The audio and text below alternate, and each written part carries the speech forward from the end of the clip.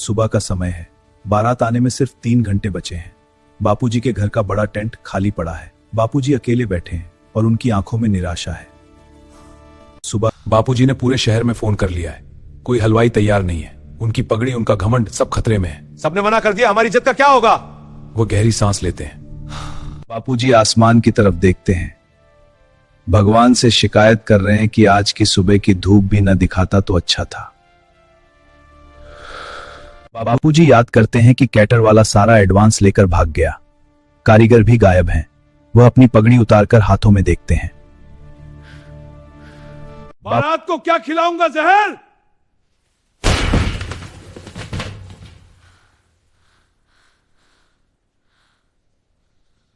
सुमन रसोई के पास खड़ी है।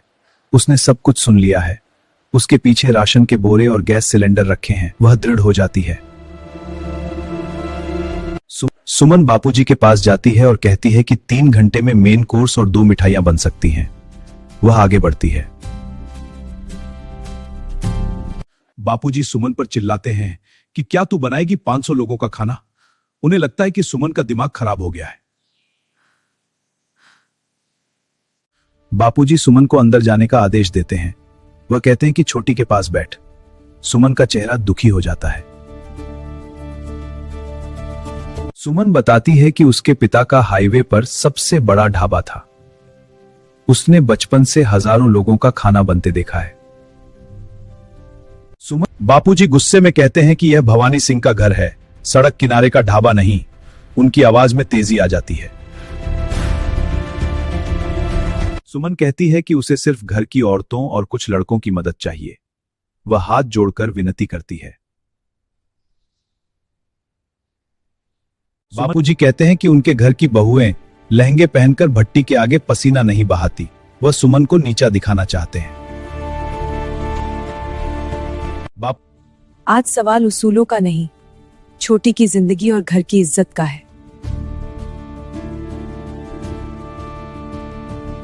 बापूजी सुमन को चूल्हे के पास जाने से मना करते हैं।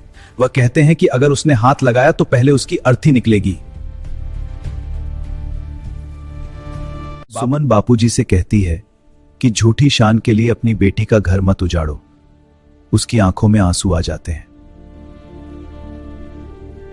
बापूजी कबूल करते हैं कि उन्होंने पूरे शहर से छुपाया कि उनकी बहू ढाबे वाले की बेटी है। वह शर्म से सिर झुकाते हैं। बापूजी रवि को आदेश देते हैं कि इस कलमुही को खींचकर कमरे में बंद कर दे। रवि हिचकिचाते हुए आगे बढ़ता है। बापूजी धमकी देते हैं कि अगर सुमन 1 मिनट भी रुकी तो वह खुद को रसोई में आग लगा लेंगे। रवि सुमन की कलाई पकड़कर उसे खींच रहा है। सुमन पीछे मुड़कर रसोई की तरफ देखती है। उसकी आंखों में बेबसी। सुमन को कमरे में बंद कर दिया जाता है। दरवाजे पर कुंडी लग जाती है। सुमन अंधेरे कमरे में अकेली है।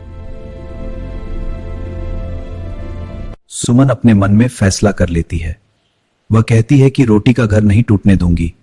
वह कुंडी तोड़ने की तैयारी करती है। सुमन कुंडी तोड़कर बाहर निकल आती है। रवि चौंक कर उसे देखता है।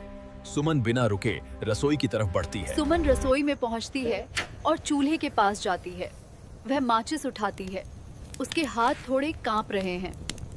जब बारात बिना खाए वापस जाएगी तो छोटी पूरी उम्र ताने सहेगी। बापूजी की पगड़ी पे दाग लग जाएगा कि उनके घर की बहू बावर्ची बन गई।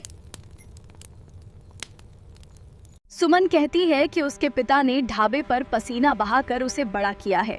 वो पसीना कलंक नहीं, उसकी ताकत है। रवि घबराकर सुमन से कहता है कि बापूजी ने देख लिया तो दोनों की जान ले लेंगे। आज या तो ये भट्टी जलेगी या इस घर की इज्जत। वो रवि को फैसला लेने के लिए कहती है। रवि घबराकर सुमन से कहता है कि बापूजी ने देख लिया तो दोनों की जान ले लेंगे।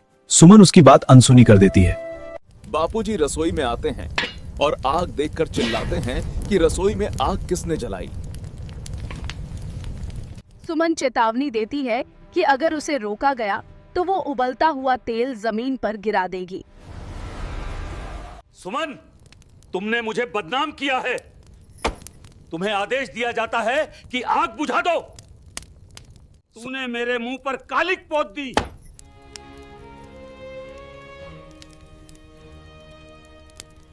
सुमन कहती है कि अगर आग बुझ गई तो छोटी की जिंदगी में हमेशा अंधेरा हो जाएगा। वो एक कदम आगे बढ़ती है।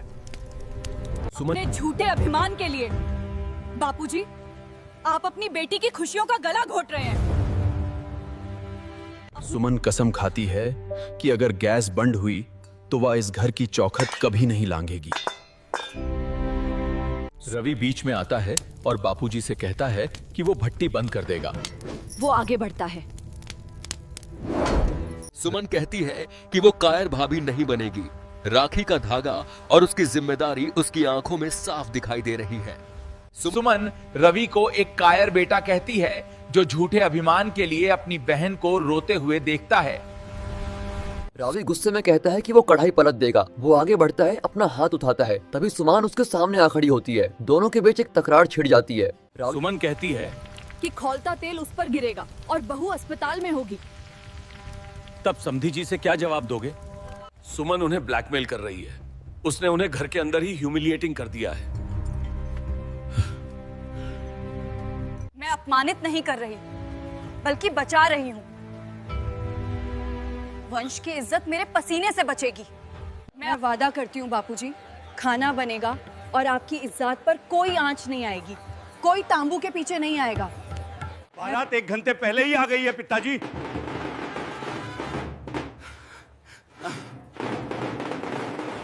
बाबूजी कहते हैं कि अब तो एक सब्जी भी नहीं पकी है।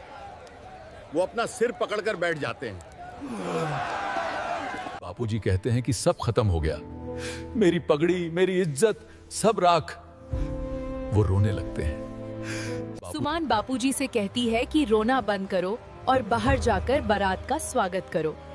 वह उन्हें उठाती है।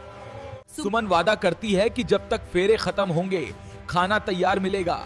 यह एक ढाबे वाली बेटी का वादा है। रवि दौड़कर आता है और बताता है कि समधी जी भड़क रहे हैं। बारात दरवाजे पर बैठ गई हैं।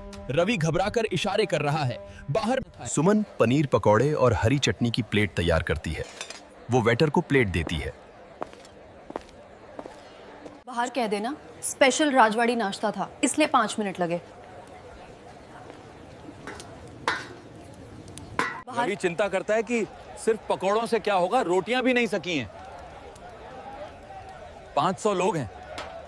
सुमन कहती है कि वो अकेली नहीं है। वो रवि से औरतों वाले टेंट में जाकर मांझी और काकी ताई को बुलाने को कहती है। सुमन रवि औरतों के टेंट में जाता है और मांझी से कहता है कि छोटी की डोली रुकने वाली है।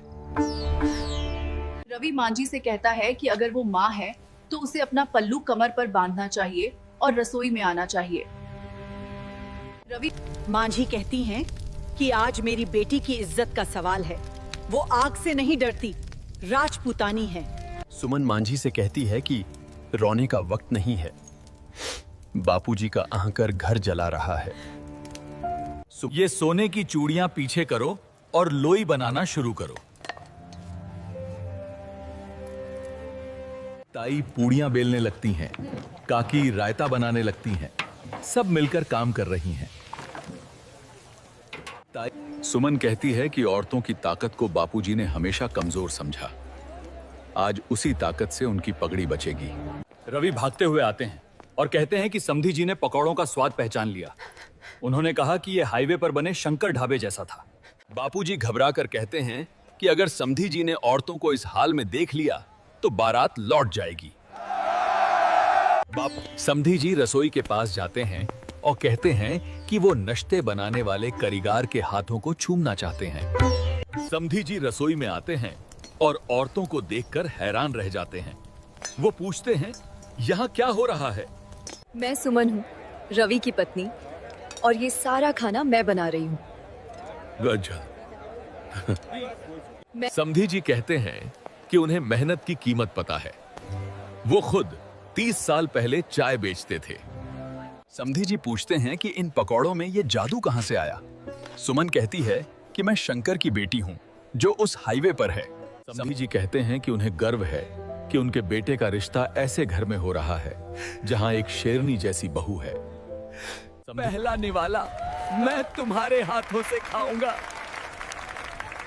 बापूजी सुमन को गले लगा लेते हैं